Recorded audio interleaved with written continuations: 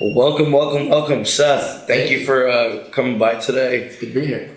As we were talking about earlier, I have a lot of information about all the things you do, and you do quite a lot as an entrepreneur. I'm always really impressed, and the projects you work on are super interesting. And I think because it's always so go, I've been using these opportunities to get to know the person behind all the businesses that I work with. So I'd love to hear a little bit about your story and what are all the things that led up to us crossing paths? Yes. Well, there's quite a few. I've got some good friends, and they've known me for years. And then the more they get to know me, they discover all these previous lives, and so they call me Seth version 3.7 or 4.2. It's there's always these upgrades as I move on to the next thing. But version 1 was Well, we were just talking kind of before we started, originally from Ruston, Louisiana. So I grew up in North Louisiana, and I was mostly an athlete. I ran track. I came from a family of athletes. My dad was a football player. My uncle was a quarterback in the NFL. My grandfather was in the NFL and coached. And so I grew up around a lot of sports and football, and every man was 6'3" plus and, had some sports accolades. And so I kind of went down that road in track and field.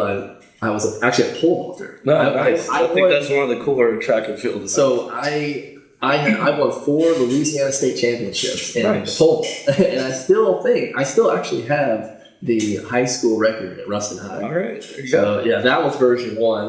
was that. And then in 8th grade, I picked up a guitar. I was at a buddy's house and reached under the bed and he had a guitar. I was like, man, I'm going to play this. And so, I was getting into music, and I kind of did both. I was the jock, but I was also the musician. Mm-hmm. And then I graduated from Ruston High, and I was kind of looking at a couple of paths. I was getting to go to LSU and run track. I was going to walk on, and they had won the national championship at that time. So I was and I was talking to the coach, and there was a school in Nashville called Belmont University that has since become more well known, but at that time it was really known for its music business program. It was a kind of a small Christian university, but they had this really interesting music business program. And so, I didn't even know you could do music as a job at that point. I was I play in my youth group, and I love the guitar, and I'm I can go get a business degree because that's what I'm supposed to get, but I can do it around music. Maybe I can work at a record label. So how big is Belmont University? Well, it's probably tripled since then, but at the time there was probably 3,000 kids. So, okay. Yeah, it was small. I went to a tiny college in California like that. Yeah. It was. I think we had maybe 1,500 to 2,000 undergrad. University of Redlands. Oh, yeah. So the small school college thing is an interesting environment, but that's one of the cool things is some of them tend to specialize. And so anyway, sorry, you went to music. You went there to get a business degree, but focus on music industry stuff. Yeah. And and I'm probably similar to you. You're at those small schools. I didn't get the college experience that a lot of my friends were getting at Volleyball and LSU, right? But it was such a small community, and there were so many interesting people there. Now it's funny looking back because I went to school with Florida Georgia Line and Chris Young and all these. They're all big country stars and country writers now. We laugh because we lived in this little dorm, and we were all freshmen, and every night we would come back, and it was actually Chris Young. He would sleep on the couch in the lobby of the dorm room every day. And then by the time we go to our 8 a.m. class, he was still there. And it became this joke. We were I don't think that guy's going to graduate. And sure enough, he didn't, but he made it on the Nashville Star and won that first season. And so he kind of took off. And years later, actually, I was in New York at was it Sirius? I think it was what's the big satellite radio? XM. XM. And then the Sirius XM, and they've got this incredible, it's up in the high rise, and they've got this studio, and it's this giant glass studio where they just bring artists in, and all the studios of all the channels are in the same building. Mm-hmm. So they just cycle in the artists through the studio to do these performances, and they've got a holding room where they keep the artists. And so I was there with an artist, and we were doing one, and he happened to be performing. So we wound up in the room. This is years after college. And we're all sitting in there, and I kind of looked up and I said, hey, man, I think you probably don't remember this. I go, but I went to Belmont, and he looked at me. He was like, oh, my God. And we had this hilarious moment together in New York. So it was a cool environment because everybody was like chasing a dream, and they all wanted to be a star, and everyone was insanely talented. Like it was like the X-Men school where you'd walk down the dorm and you'd see somebody just playing a violin or the piano, and everyone was musical. Everyone was doing something. So that was kind of the environment that I came into college, and I immediately started a band. And we began playing, and we just kind of stumbled into it. We didn't really know what we were doing, but we wound up signing a record deal. We were actually still in school, and we signed to a record label in Nashville called Curb Records, which was, funny enough, owned by a guy, Mike Curb, who, now that I'm kind of looking back, I'm like looking at all these guys, I'm like, oh, I'm kind of following in this footstep of half creative, kind of half business. He was the lieutenant governor of California and a real big businessman, and but he owns this record label and has started to buy up most of the real estate on Music Row. So I had this record deal, and I was playing in this little band, and I realized pretty quickly, like, this wasn't what I wanted to do. And I got married, and I was about to graduate. And so I left that band, and because I had signed a record deal to Curb Music, which had a few different labels. There was like a Christian label, there was a country label, and a pop label. And when I left the band, I had, the way these deals typically work, I had signed all the master rights as an artist, but I'd also signed away all my publishing as well. It was a terrible deal. They paid just nothing, And so I went to the head of the publishing, and I said, I'm leaving this band, but I really like it here, and I want to write songs. Could I be a staff writer? And he was like, sure, because he already had me for no money. So, so we re-upped, and for the next 5 years, that was really kind of how I got my start in music. I was a staff writer, essentially a country music staff writer, and I was 21, 22 at the time, so I was super young, but I was working with all these legends. Curb had Tim McGraw and Leanne Rimes and Rodney Atkins and all these big country stars, and it had been around for a long time. So I got thrown into the fire, and all of a sudden I'd go down to Music Row every day, and I would work with these writers who were having #1 hits before I was even born. Wow. So I really learned how to write songs. I fell in love with the music industry in Nashville. It's very unique in terms of New York and LA, and there was so much history there. I wrote there for a number of years, had an amazing time, all kinds of stories. And, I liked country music. I grew up on it, but it wasn't really like I was kind of the wonder kid who did, like, oh, let's put him in the room. That'll make it interesting. So after a few years of that, I started doing some other things. I was producing pop music, and I was writing music for film and TV. And then in that process, it just, because I sort of have a window into this because I work with some pretty big artists, mostly on their like fundraising side deals, and then we represent a couple different labels, record companies. So when you say you write music for TV films, for those that don't know what that means, like, what does that mean exactly? Like, you're writing the music, the scores for that kind of stuff, and how do you even come across that? Like, who is the hirer of that person for somebody that doesn't know? Yeah, well, it's interesting. There's not a hirer, and the music industry is funny. It's like it's the one job where there's no career path.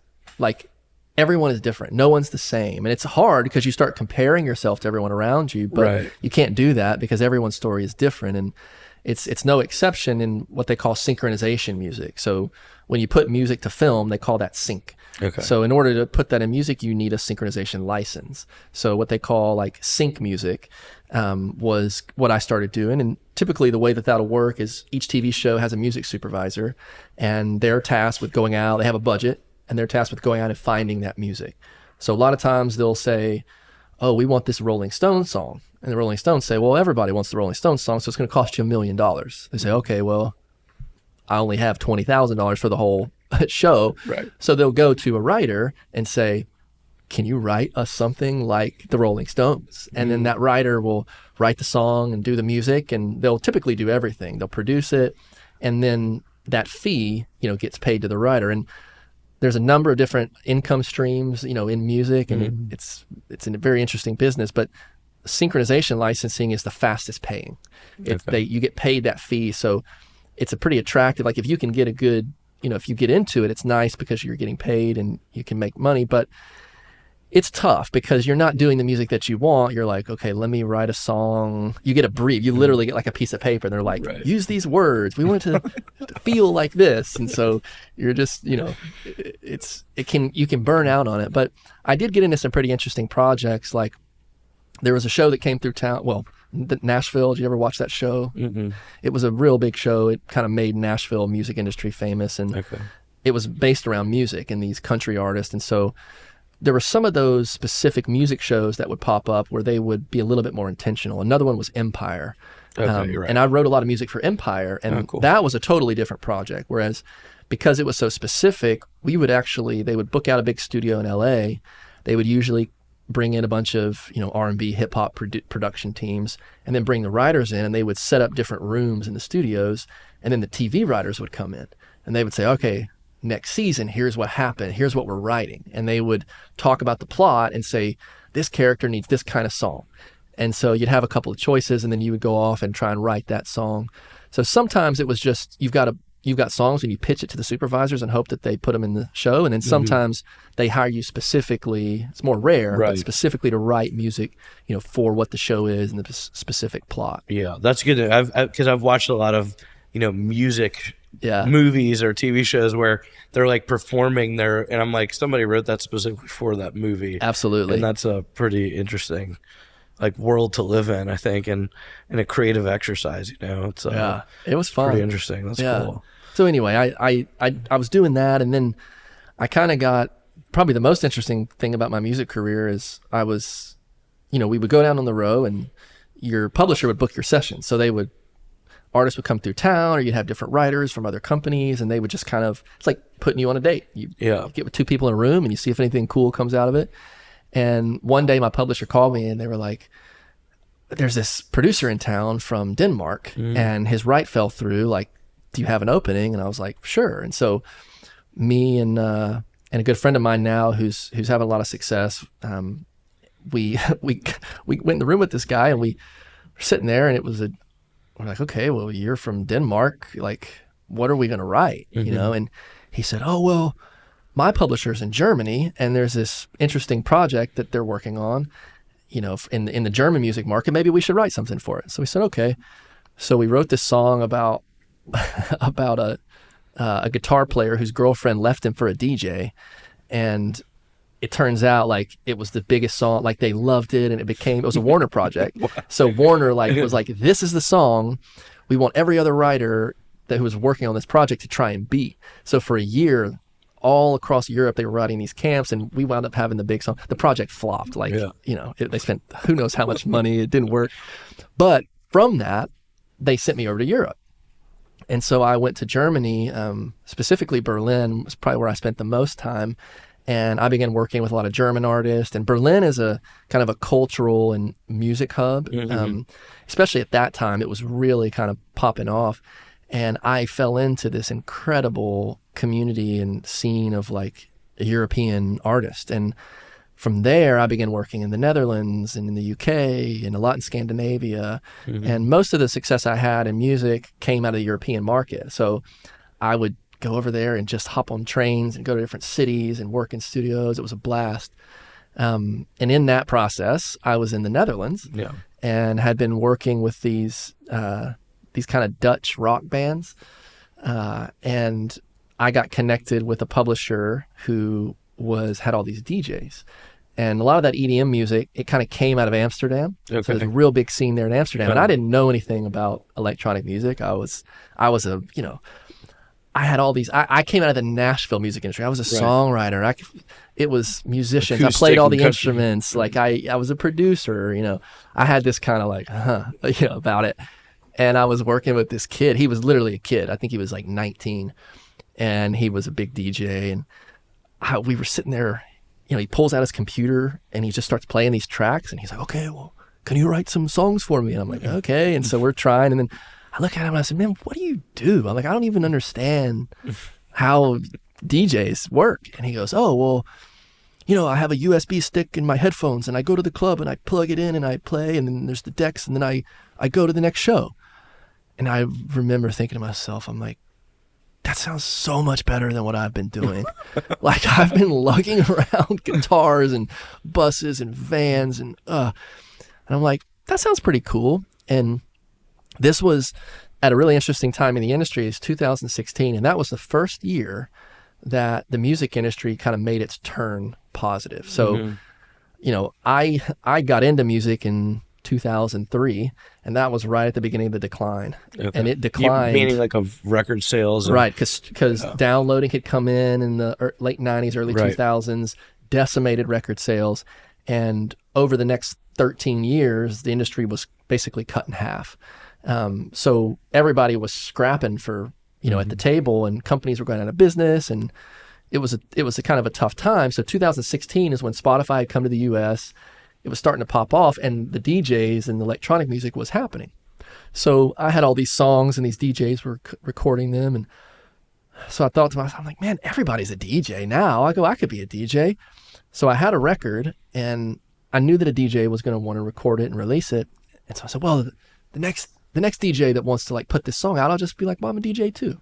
Like, let's do a collab. It'll be both of us, And sure enough, I was back in LA, and I played it for a manager who was a friend of mine who had a DJ group that he managed.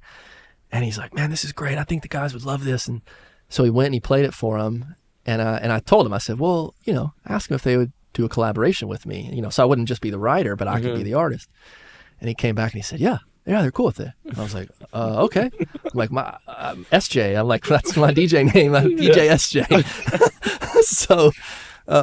So they released it, and it blew up. Like, it did tens of millions of streams. Wow. And the record label and the management and they all came to me, and they were like, do you want to be a DJ? Because we want to rally around you, and we'll put you on the road, and you can sign a record deal. And I was like, I'm like, but I'm a songwriter. I'm like, I'm a musician. I still kind of had that thing, but I had been doing music long enough at that point where I thought to myself, I'm like, you know what? If I'm gonna be doing this, I may as well just like do something that I love, like follow my bliss, like chase what's fun. And it sounded exciting, so I was like, sure. So I signed the deal, and then a couple weeks later, my manager called me. He was like, hey, so you've got a gig. And I was like, what do you mean I got a gig? He's like, yeah, it was Grammy season. He's like, there's a big industry Grammy party. He goes, I booked you at it. And I was like, I don't know how to DJ. And he goes, well, you have 2 weeks. So I got on Craigslist, and I bought performing for potentially Grammy winners, performing for like the who's who of the LA music industry, like all the people that I'm like in the industry. Yeah. I like want to. They're like, no, you're, and I'm like, oh. So by the way, I literally watched a movie where like this happened to was somebody. it Zac Efron? Was it that I movie? think so. Yeah. I know that movie.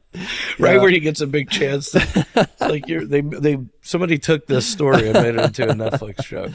Yeah. That's crazy. So 2 weeks you had to learn to DJ in front of the music industry. Yeah, and so I got on Craigslist, I bought some decks, and I just locked myself in my studio, and I got up, I made it through, and then I was like, oh my God, and then he called me back, and he goes, okay, I got you another show. You're opening for these DJs. Their names are Tritonal at Exchange downtown. It's one of the big venue downtown LA, and it was sold out. It was like 1,500 people, 1,500 cap room. And again, I like barely held on, but I did it. And then they put me on the road. I did my first national tour, big tour. And so for the next 4 years, I released music as an artist. I toured, I played shows. And that was kind of like the fun part like of the career. That's pretty cool. Yeah. And I had a good time doing that. And that's a whole other story, kind of that DJ world and all of those experiences. But after a few years of doing it, I'd always had a business side. I majored in music business. So, right. I really understood, even in college and when I was getting my record deal, I understood publishing deals. I understood record deals. I knew how the music business worked, which was rare. That's why you hear so many artists who get taken advantage of. Yeah. But in entertainment, it's very hard to be taken seriously at both. You have to be, even at the top level, you're usually seen as one or the other. Either you're the artist or you're on the business side. So I had tried kind of in different ways to creatively kind of develop projects, but I'd never really gotten into business, and I was kind of getting that itch more and more. And around 2018, 19, Andrew, my partner, and I, we started a company, The Spore, which was the mushroom company. It was a media company in the mushroom space, and I had invested in that company. I was kind of getting involved, and then the pandemic happened. And actually, right before the pandemic was when we met. We found the chemical formula, and so it was kind of a natural transition where I was like, man, I had a good run, like that was a blast, but I'm getting older. Like I can't. I'm not gonna be a 50-year-old DJ. Let's figure it out. And then the pandemic just like overnight, the entire industry shut down. And I wasn't really a road guy. Most of my income I made through production, through royalties and streaming, but it did stop my touring business. And so it was a good time for kind of me to focus. And once that business started kind of taking off and I got involved, it took all of me. I kind of thought I was going to be this DJ who did things on the side, and I got pulled straight into it and never looked back. Like I've found that from my creativity is actually more activated as an entrepreneur even than it was in music, and I have a lot more resource to do the things that I want to do to execute my vision. So people ask me all the time, they're like, "Oh man, do you miss it?" And I'm like, no, like I don't miss it at all. I don't miss any of the ego games and everything that people play. And what I found after about a year and a half is my love for music came back. Like, whereas I was so burned out because I was, what does the brief say? Okay, I need to write a moody orchestral piece that talks about love, but not romantic love. Every song was the same. So after about a year and a half, I'm playing my piano every day and I'm playing the guitar, and that's kind of where I am now. I really love, I'm a creative. I have a passion for music, but I have no aspirations of like being a star in any sense of the word. And, as we've talked about, some of these projects that I'm now involved in on the business side of music are so much fun. Number one, because I understand that industry very well. I love being creative from a business side on it, but also two, I have such deep knowledge of the industry and my network. I've got 20 years of network in Europe and LA and Nashville and New York in that industry. And most importantly, like I get to support artists. Like I get to help people who really do want that dream, and it's so rare. People are taken advantage of so often, they're looking for scraps, and being able to kind of be involved in that way is like really been fulfilling. And what's the name of that venture for people? I know, but for people that are interested, what are you calling that venture? On the label, on the music side, yeah. Yeah. So it's called 3 Point Records. Okay. It's a brand new venture. In fact, this is the first time I've actually said that name publicly. Yeah, I was gonna say that's not my notes from earlier. Yeah. Yeah. Okay, so 3 Point Records is what you're calling it, and what do you is there anything particularly innovative about the way you're approaching this versus other groups? Yeah. So when I kind of began to move back into the music space, over the last few years, as the catalog acquisition space has gotten, it's exploded. Is the short way to put it, because what happened. And again, for those not in the music, that's when basically a company is going in buying a bundle of songs or rights that songs have associated with them. Like, for example, somebody might come and buy all the streaming rights associated with one or more artists' catalogs. Correct. Of music and work that are being streamed on Spotify or whatever source usually. Correct. Right? It's like all of their streaming rights.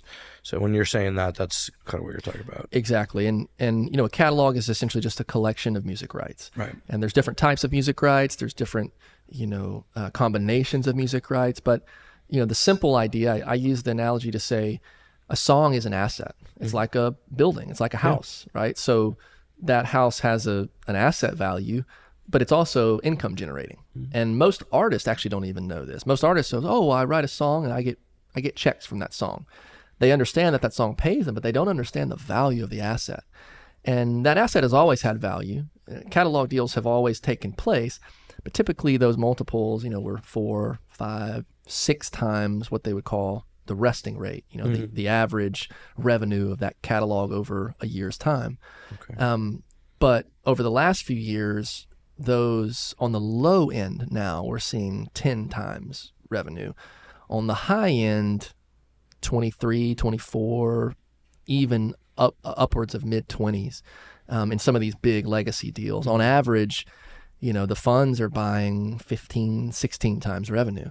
And what has driven that has really been this thing I was talking about, where you had an industry in decline over nearly 20 years, and those asset prices had been declining.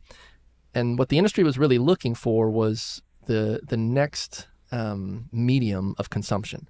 And if you look back through the music industry from phonograph records into 8-tracks and cassettes and CDs, the medium changes about every 20 years. Okay. And it usually is it's a big disruption in the music industry when people change the way they consume music.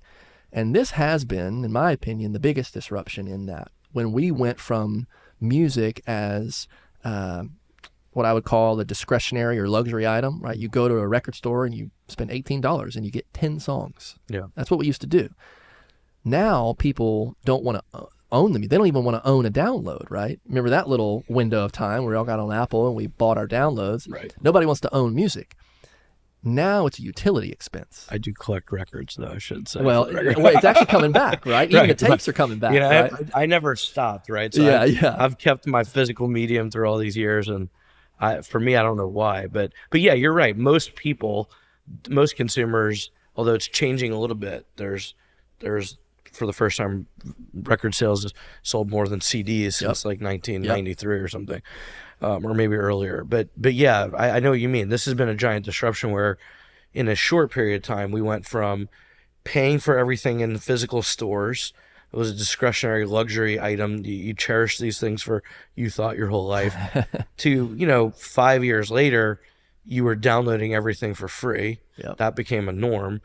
And then people had to readjust to paying for streaming, and then and buying music and putting it on a physical like iPod. And then now it's the norm is we just want to subscribe and have everything. Yep. And kind of, it sounds like the music industry is sort of just divvying up that massive pie based on streaming statistics, I guess. Yeah. And that's a crazy amount in 20 years. It really is. And it's still changing. And what it has meant is that there's been an influx of revenue into the industry. Actually, this year is the first year that the music industry has surpassed in revenue the 90s. So we just hit that, right? And not only is it an influx of revenue, but in attributable, trackable revenue and forecastable revenue. Mm-hmm. So that had really attracted investors because it's an alternative asset. It's non-correlated. It does well in times of recession, right? And the industry itself is growing. The streaming is growing about 20% per annum. And between now and 2030, the music industry is going to double. The streaming industry is going to 3.5 times. And we've got about 400, according to Goldman's latest report, about 440 million paid subscribers on the Spotify, Apple Music. Mm-hmm. That's going to be 1.2 billion by 2030. And a lot of that is emerging market. So investors are looking at this saying it's a land grab. They're grabbing up the assets because of the value, because it's evergreen music. And you look at the P&L on a catalog and your gross profit's 95%. I mean, it's administration costs, right? It's nothing. Right. So I kind of got back into it, kind of looking on the catalog side because I really understood it, and a lot of these artists didn't. And the artist, because they own these assets, it's like they were building houses in a housing market that just kept falling and falling and falling, and their rents kept going down and down and down. Entire careers rose and fell during this time. So you got to a point where when the music industry turned up and investors started pouring money in, the artists were like, how much will you pay me? You'll pay me. I'm making $100,000, or I'm making $500,000 a year, and you'll pay me 15 times that in a check.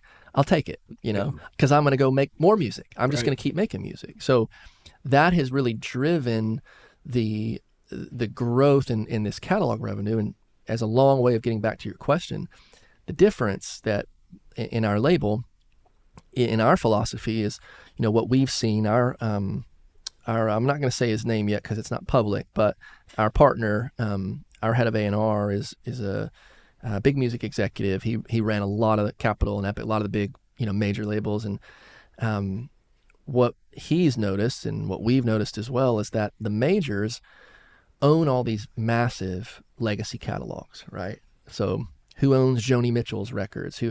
Well, Universal and Sony and Warner are all sitting on those records. Those revenues have just been screaming. So they're making so much money. Well, in turn, they have stopped investing into what they call frontline artist development. So where they sign an artist, develop that artist, create music, and build value. Right. They started signing a bunch of TikTok acts. Everything was blown up on TikTok. They were chasing tech platforms. And what it has meant is that now these labels have dozens or even hundreds of these TikTok artists, and there's not a single artist that has had any success coming out of that system. Right. So the labels now are going, uh-oh, we don't have future revenue, but we're making so much money. So it's my belief that these companies are going to sell. They're slashing, they're boosting their EBITDA, they're cutting expenses, they're giant catalogs. So the real philosophy and the mission of our record label is to say, we want to get back to frontline artist development, really developing the community, pouring into the artist, spending the time and the money that it takes. I mean, you know how hard it is to work with an entrepreneur on a startup. Yeah. Imagine that they're an artist, Yeah. right? Yeah. Like, No, it adds a whole new dynamic to the thing. And like I'm saying, we come in both in the formation and capitalization of labels. Yep. And most of these labels are in part artist owned, because smart artists that want to be in both sides want to have, an ownership of these things. Yep. and help get income streams from other artists. Right. So yeah, entrepreneurs of any kind are already all over the place and type A and demanding, and you add some celebrity to the mix, and it's also present, and there are a lot of privacy and confidentiality considerations. I love it. It's a lot of fun to me, and I mean, I'm a huge music fan, and I've on the recording side, I'm not sure I would be a good person, but I've looked at investing in vinyl production plants and manufacturing plants and all kinds of stuff there. So it's a lot of fun. But yeah, so frontline artist development, I mean, for most of our viewers are probably like tech companies and CPG companies. That's kind of like, sounds like an accelerator or an incubator in their world, right? That's exactly what it is. It's a really interesting process, and I could sit here probably for hours and tell stories, about this. But when you sign an artist, you usually, the whole idea is you find raw talent. You find it early. You find something that's happening. You find someone who has potential. You see their work ethic. You see their creativity, but they need so much support, and they need help finding songs. They need help, doing all these things, and they're so up in their own heads about their art and their music, and they can't really see their hand in front of their face because of the creative process. And I know that from experience. Like, it's really hard.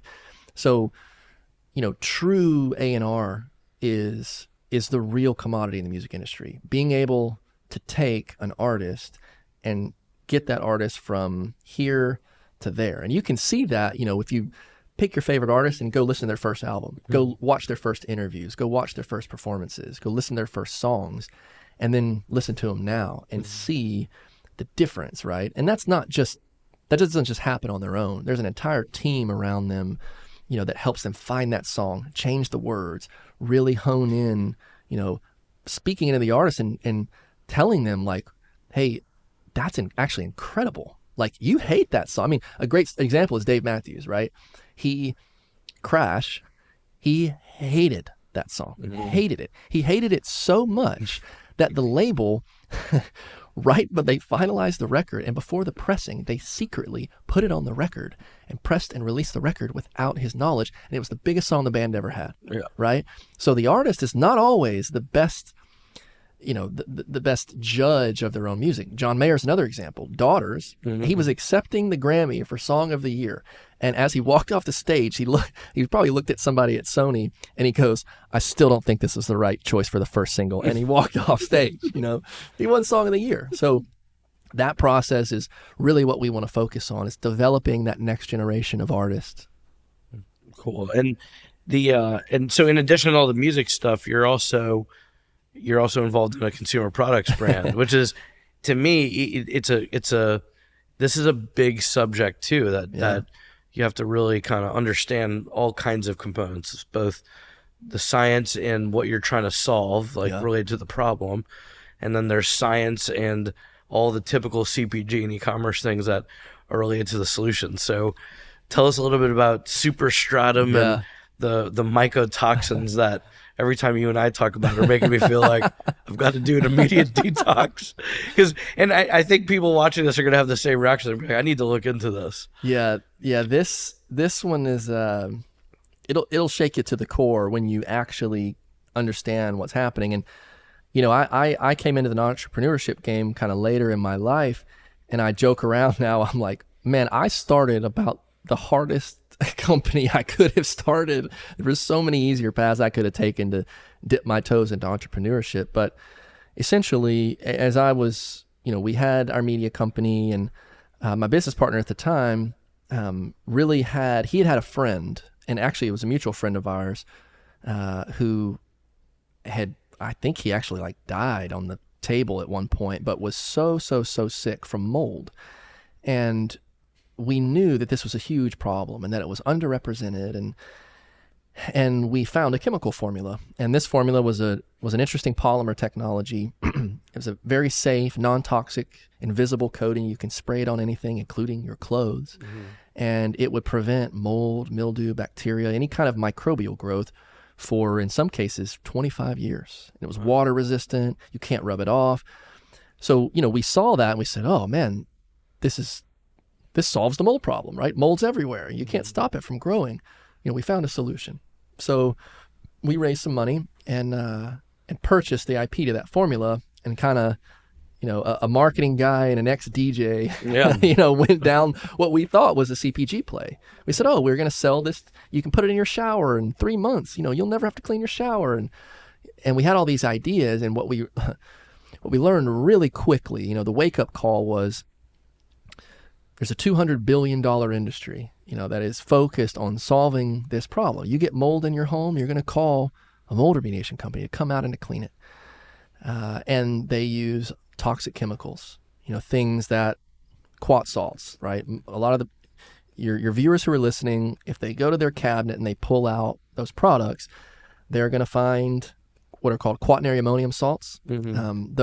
These are your typical household bleachers and cleaners. Things like that. Yeah, well, not a bleach, but it would be like a Lysol or Microban or a lot of these products. Things that say antimicrobial, and they're using kind of harsh chemicals, disinfectants. Yep. And the problem in general you're talking about are things like dirty air ducts where mold is taken over, or fungus, or walls. Like in New Orleans, everybody's familiar with this because of how much rain, humidity, and if anybody was here during Katrina or after, a lot of the damage really wasn't even from, in certain places, like water staying in the house. It was from the mold that took over after. Yeah. And so everybody I know spent, and me myself included, spent a year in our own makeshift hazmat suits, spraying bleach and everything else on it to kill that stuff. And bleach is another one of the toxic chemicals. And in fact, it's actually the worst thing that you can put on mold. And that's a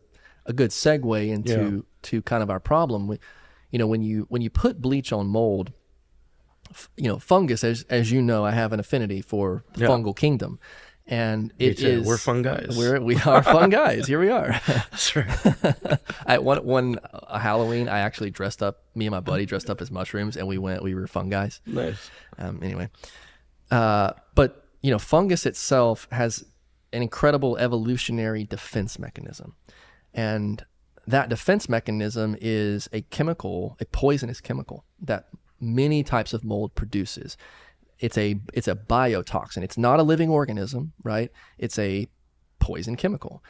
And this chemical is called a mycotoxin. Now that toxin it's very well known in the food industry. If you're say a rice farmer, or you grow beans, anything that grows in a silo has to be moisture content. It's managed extremely tightly, because any amount of growth can create aflatoxins and ochratoxins and these poisons. And that's why if you ever have to go on a mycotoxin-free diet, you can't drink coffee. Wow. Because the coffee beans have been stored and they have traces of mycotoxins. Okay. So it's highly regulated in food. It's highly poisonous in the body when you ingest it.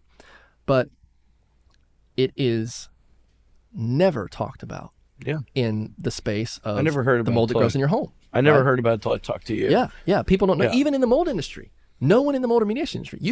There's not a single company. There's not a single mold remediation mold company that talks about mycotoxins, that has a solution for them. Now, that distinction is very important, because mold, as many people know, it can make you sick. You can get allergies, right? Yep. Stuffy noses, skin rashes, those types of things. When you get exposed in a moldy environment, things happen. Yeah. That's from the mold spore. It's from the beta glucans that the mold produces as it grows. But the toxin exposure is a completely different issue. As that mold grows, it releases those mycotoxins, and they're like gasoline. If you spill gasoline on this table, all of a sudden, it's in the air and you're smelling it, and you got a slick spot right there on that table. You pour water on it, you can't wash it off, right? Okay. That's the same sticky, tacky, oily structure of a mycotoxin. Okay. And as mold grows, it releases these toxins and they become aerosolized. Now, in the 70s, there was an energy crisis, and we began to fundamentally change the way that we built our buildings. We began to build energy efficient or tight buildings. We wrap them up in plastic. We seal all the windows and doors. We essentially create a petri dish. We take a airtight plastic container and we put organic material in it. All the same chemicals that are in the auger of a petri dish. And then you get moisture in your home. So when that happens, the mold grows. Your HVAC system that circulates the same air throughout that building starts sucking up those toxins and spores and spreads them throughout the house. Now, you can smell mold, right? Yeah. A mold spore is about anywhere from 3 to 10 microns in size. If you get a good HEPA filter, you can filter out those particulates.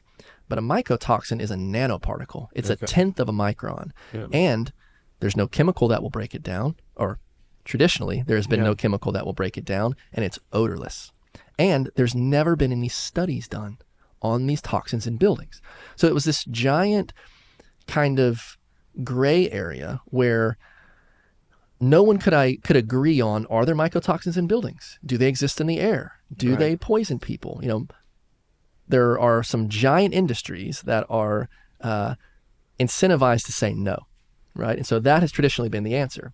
There's never even been a way to test for them in the air. Well, because we came to the mold issue from a health side, we saw these people, these friends of ours. I told you about a couple of my ex-partners who were devastated by mold sickness. I mean, devastated. Like what it can do, you have no idea what it can do to you. And we began to realize this as we talked to doctors, particularly functional medicine doctors, integrative medicine. They're the ones who understand toxicity in the body, and they're finding these patients full of mycotoxins, and they're treating them for a variety of autoimmune issues. So we knew something was going on. Yeah. And as we developed what is now what we call our SMART protocol, this full protocol, it's multiple chemicals and things that purify this building. Along that same time, there was some technology that was developed that can now test that gives quantitative data in parts per billion within the air and what toxins are there. So we are one of the first companies to bring this technology into the United States. And the group in Australia that developed this technology, they started all their research 6 years ago because they said, no. They go, these toxins don't exist in buildings in methods that are harmful or at levels that are harmful, and we want to prove that. Well, by the end of their research, they're screaming 5-alarm fire. They're like, your kids are being poisoned. According to the government, half of the buildings, 62 million homes, 2.5 million offices in this country have ongoing water damage issues, which means they likely have mold, which means they likely have mycotoxins. In 1958, 5% of the population had a chronic illness. Today, it's over 50%.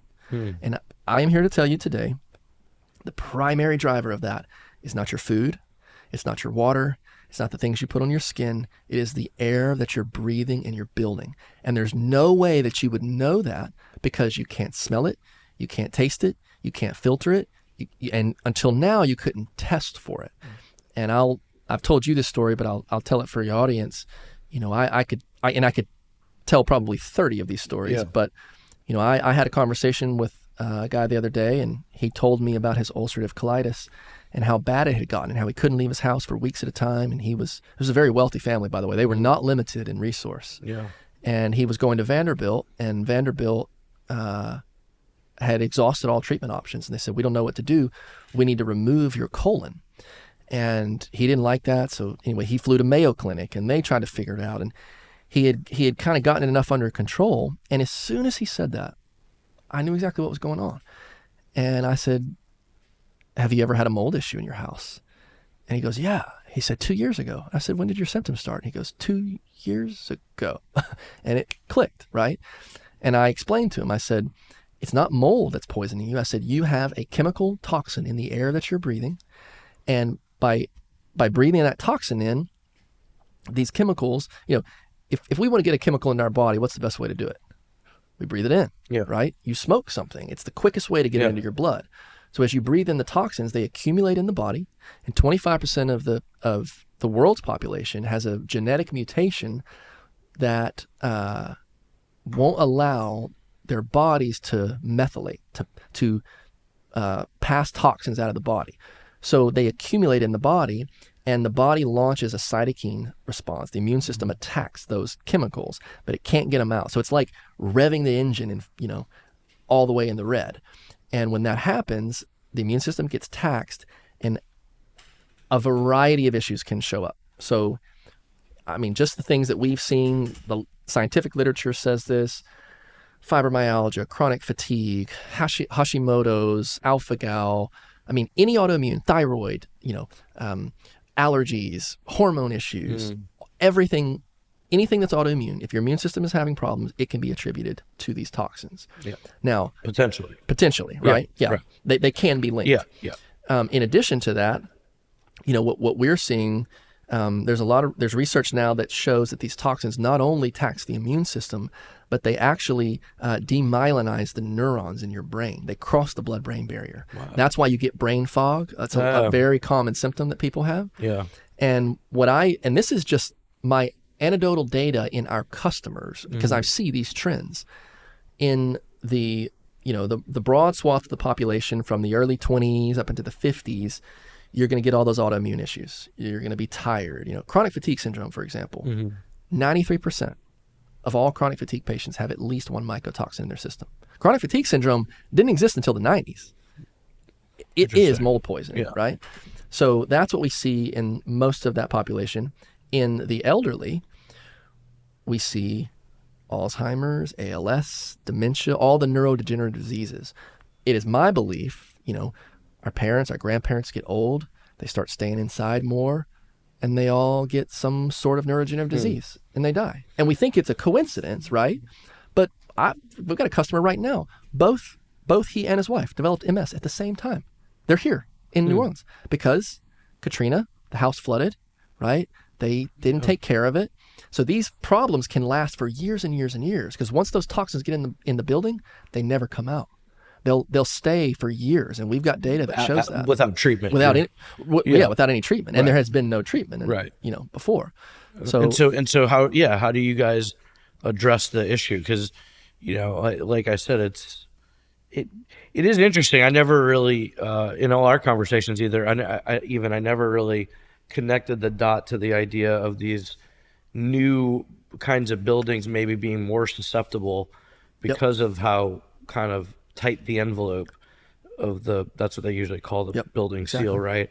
I never really thought about that. Yeah. So, but that's an interesting thing. I mean, certainly the correlation could be there of these diseases coming into more prominence now, you know, but so tell people about your solution, because I think it's pretty interesting, and maybe there's somebody out there that he says like, hey, I should look into this. I can't explain it otherwise. Yep. What do you have to lose just to, at the worst case scenario, your place smells and is less, musty or moldy or whatever. Yeah. Right? Yeah. I can guarantee that there's someone listening to this who has the problem. They're probably realizing right now, wait, is my Lyme disease, is my connected to this, right? So our smart protocol, and by the way, we have a pretty extensive white paper that's now on our website. It's superstratum.co. So you can go there in our knowledge base. There's a lot of information. We've got a lot of blogs coming out on mycotoxins, and you can read kind of the full white paper on this system. But what we do is we come in with this testing technology first. So we'll test the air in a building and we'll see, all right, what kinds of toxins are in this building? From there, that inspector then will usually do another inspection on the building to see, is there active mold growing? Okay, we found very high levels of trichothecenes, T2 and HT2, right? Which the government has literally used as bioweapons. These are the toxins from black mold, extremely dangerous. So we'll see, okay, is there mold there? We'll put the job together, which a lot of times can be a combination of, okay, we need a mold remediator, we need an HVAC cleaner, it's an individual plan for each building, depending on like what the problem is. But the way the protocol works is we would come in, we would test that building, determine what we need to do. If there's mold remediation, then we would come in, you want to remove the mold, because even dead mold can create problems, right? It's not just about killing the organism, because that chemical, right, is still there. So we want to remove the active mold and the dead mold, and then we do a combination of things. So the first step is we fog what we call we have two versions of it. So for professional service jobs, we use what's called our hypochlorous acid pro. We have a retail. Let's paint the visual picture for that. Is that like a canister somebody comes in and puts by your return air vent?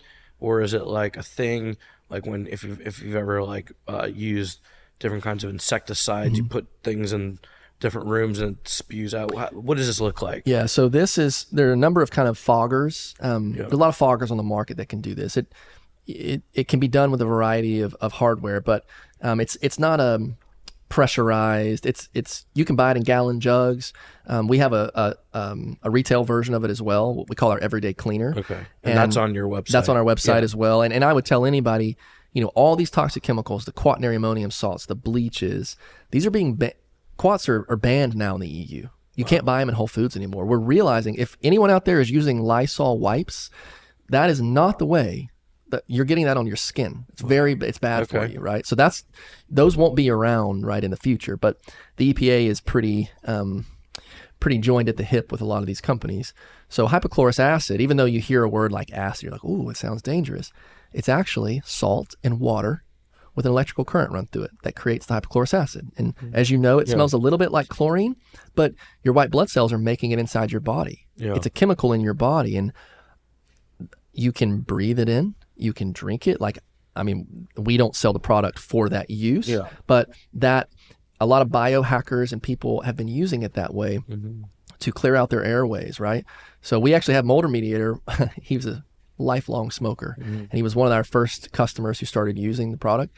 And he began to notice every time he would do a job and would go into a building and fog, his oxygen, he went to the doctor the next day and his oxygen levels would shoot up to 100. He was normally at 92. Wow. And he would shoot up to 100, and it would clear out his lungs every time he did a job.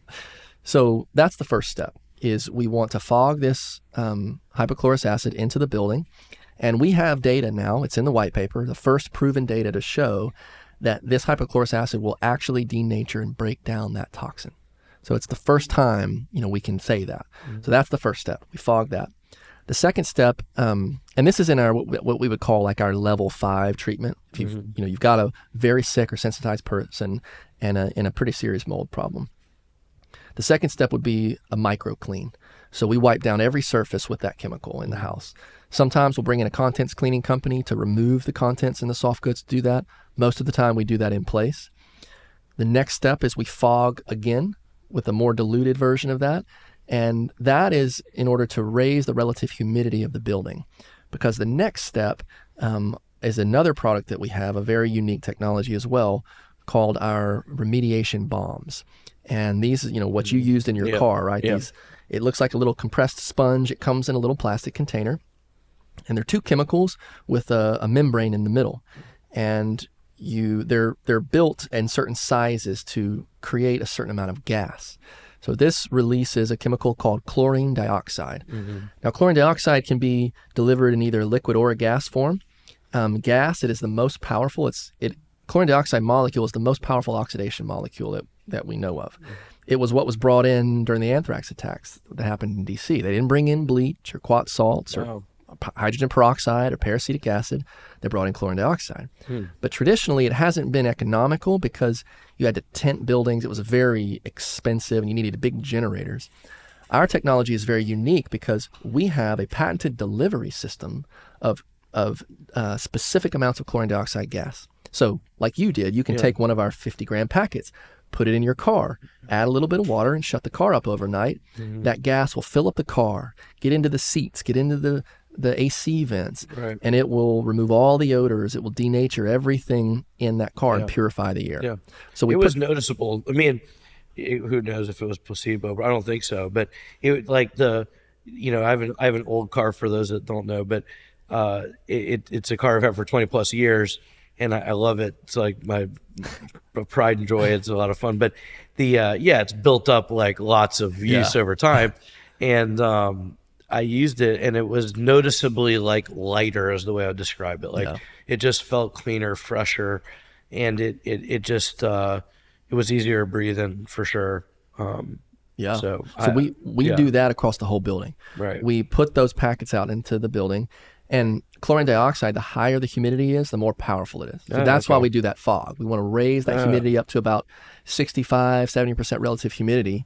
And then we set the bombs off and we let that fill up the building. We leave that overnight, 12 hours. And then we come back in the morning and then we do a flush. So the flush involves an air scrubber where we pull in outside air. We filter that air, take out all the mold spores and particulates. And then we run it through what's called multi-cluster ionization. This is a brand new ionization technology. Now, some of your viewers may be familiar with ionization. This is like an extremely souped up version of it. Ionization is, what we like to say, it's God's way of purifying the earth, right? Lightning, and as ions get created, that's why fresh air is fresh. That's why when things break down outside, they don't, it's not stagnant outside because you have ionization.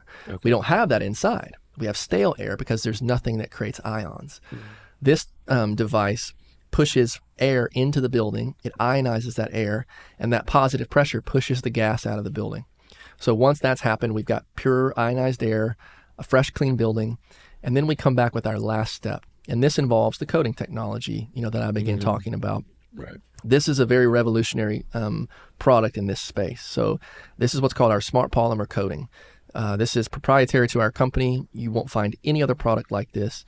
The performance of this product, I say the best way to test it is to put it in your shower, right? You're cleaning your shower all the time. You got mildew and mold growing. Get that shower clean. Take our 32-ounce bottle. It's on Amazon. It's on our website. And you spray your shower down. You'll typically get 10 to 12 weeks of performance where nothing will grow. You can take 2 showers a day and nothing's going to grow because the way that it works, as you spray that coating, and it's very safe as well. It's much safer than most of the cleaning chemicals that you have, in your cabinet. As that film forms, it dries and it creates an invisible barrier on that surface. Now, it's not a sealant, so it could be on this table and you wouldn't know it was there. It's not airtight, so it's breathable.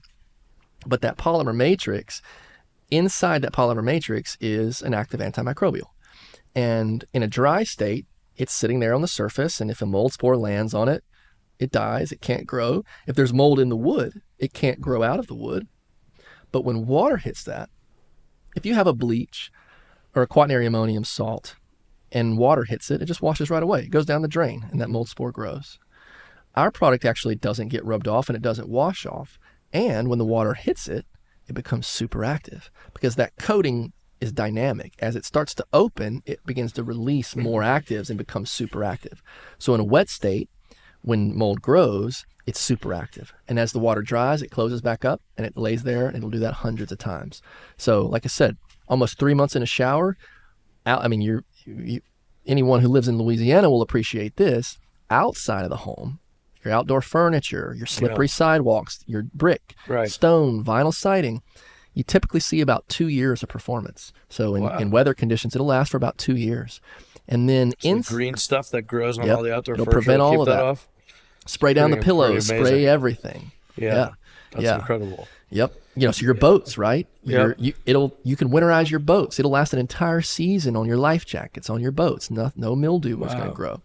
So inside the home, though, is really where it shines. In a crawl space or a stud cavity, we give a 10-year warranty, but the performance of the product will last upwards of 25 years. Wow. So that third step is really the key, right? Mm-hmm. You don't want it coming back. If you have a moisture event, you want that peace of mind that if my house flooded, right, that I'm not going to start growing mold. So that's our full solution. And the coating itself, we are actually working in the building industry. In fact, on your real estate projects, as houses are being built, you can coat the entire building inside, the stud cavities, the studs, the drywall from the beginning, and you'll have a mold-proof home. Yeah, right? I want to do that. Yeah, well, like I'm saying, it certainly gives you a lot of food for thought. And I assume it's not even just, leaky roofs and everything else. Like it could be damp crawl spaces in basements or underneath a raised house. It could be if you have a shower leaking into the baseboard all the time. Yep. I assume that could be it. Could be drips from an AC. There's a lot of things that cause moisture in homes all the time, and it makes sense to me. And I think it's pretty interesting. Well, with all this stuff going on, how do you, because I think you're not uncommon. Like you and I both have that in common, that we have a fair number of businesses that we play a pretty important role in, and it can be hard to manage. What's your secret to being involved in multiple ventures and keeping it all together and keeping sane and happy and healthy in the process? Yeah, well, I'll be the first to say that it is an evolving, ongoing journey. Right. But one of the things that I've learned, and like I said, I'll be the first to admit that a lot of this is new to me over the last 5 years, right? Because I went from a business where I fly all over the world and I do my own thing. And it was very easy to operate. When you're running businesses and you have investors and you have teams, right?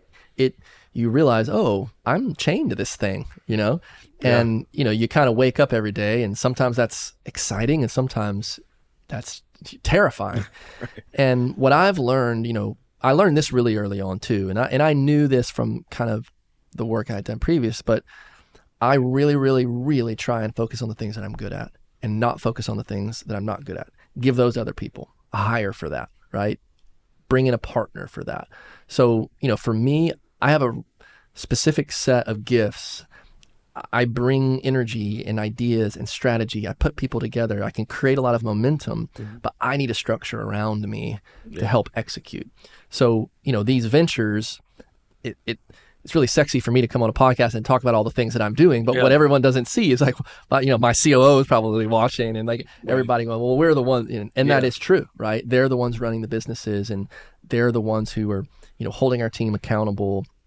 We're working through these issues, on a daily basis. And so, for me, I think the one thing I would say is that I can't do everything by myself, and I don't try and do everything by myself. Right. Yeah, and I think that's a key thing. I mean, behind everybody, and that's where we spend a lot of our time, is sort of talking about, aside from your team, there's probably also like friends and family that are putting up with everything that comes along with this and helping you through it. And, anybody you want to shout out in that regard, I'm sure that they're out there. And everyone who knows me, I feel like at this point, I am single, and it is, I say I'm married to these businesses for now. It's not a lifetime marriage, right? But when you commit to that, and especially when you're in a growth company, especially when you're taking on investor money, I was so excited. I raised money. I raised a lot of money. I was excited. I consider that success, right? As a lot of entrepreneurs do. I raised money. I won. And what you realize is, no, you just got to the starting line and you better win the race, right? Right. So, now I have a different perspective on that. And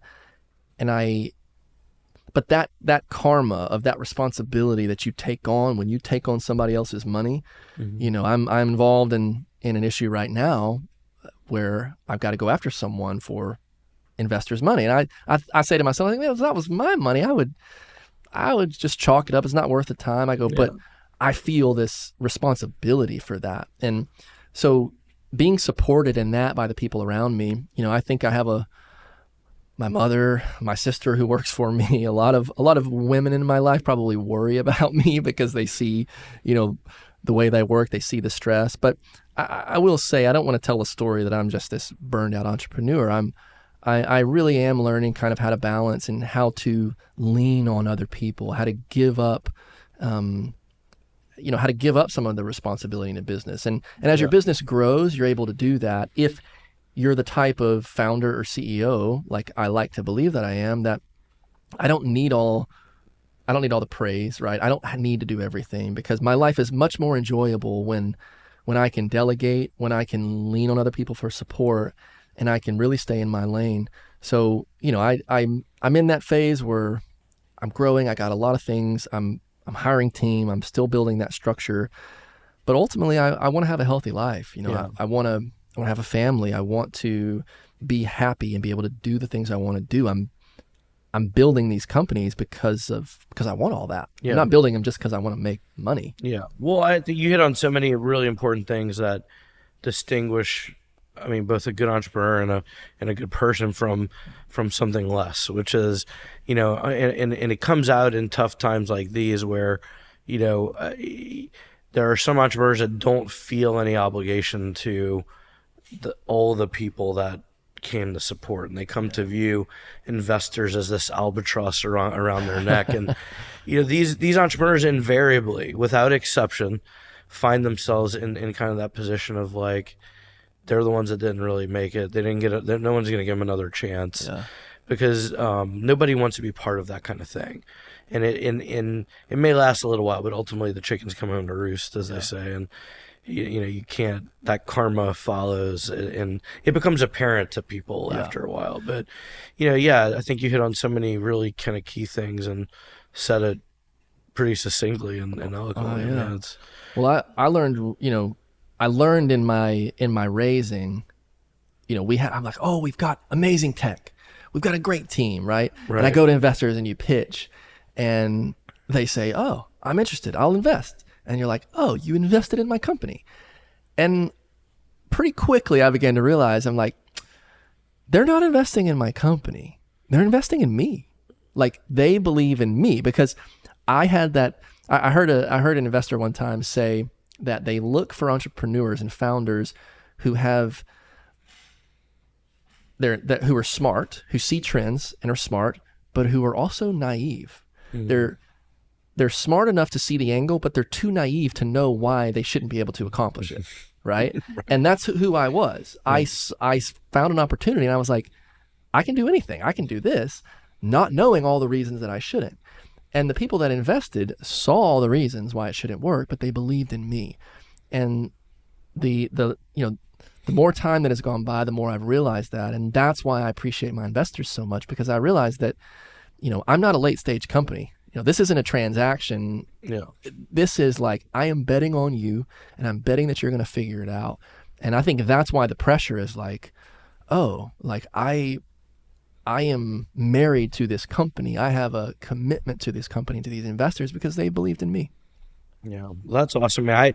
I commend you on taking that responsibility on and dealing with that. And one of my favorite things to do is to catch up with you on all this stuff. And I was already into, the health benefits of different kinds of mushrooms and things like that. But now that I know about all these other kinds of, microorganisms out there, I've really gone down the rabbit hole. And anybody watching this, you just look at this white paper and all these materials. It's, at the very least, you're gonna have a lot of fun learning about this stuff. And man, thank you for coming by. I know it's we've had like kind of a marathon sesh last year, but it's been fun, man. Like, I love that band last night. It was a blast. And I had a lot of fun today. And thank you for everything, because guys like you are the reason why I still love this, and it's fun to me every day, because I just learned. I learned so much. I get to be a part of something that's kind of really cool and unique, and I appreciate it, man. Well, I do too. I love New Orleans. I love coming down, and dude, I mean, thank you for all the work that you've done. We're in the midst of all sorts of corporate document work, and thank Brandon too out there. Yeah, and I would say to any that support from the legal side, having those people around you like you've been for us to really help create that structure to keep you safe, to keep you kind of within the guardrails. You can't do it without it, so I appreciate that as well, and I've really enjoyed the last couple of days, especially last night. That was a great band. Awesome. All right, bud. Thank you very much. I know you guys got to get on the road. Absolutely. All right. Thanks, everyone.